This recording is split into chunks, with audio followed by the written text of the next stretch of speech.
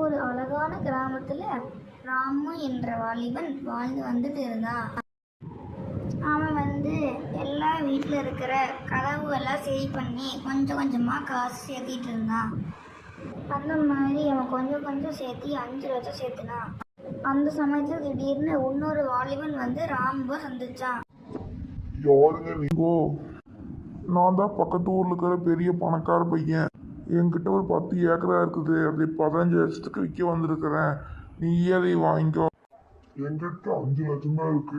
உங்ககிட்ட நான் எப்படி தருது? சரி, நான் 10 லட்சம் தரேன். 5 லட்சம் கம்மியா இருக்குது. பரவாயில்ல, நீ கொஞ்ச நாள் கழிச்சு கொடு. ஒரு நாள் உடனே அவன் போய் 5 லட்சம் அதுகிட்ட இருந்து கடை வாங்கிட்டு வந்தான். ராமும் அவன்கிட்ட 5 லட்சத்தை கொடுத்துட்டான்.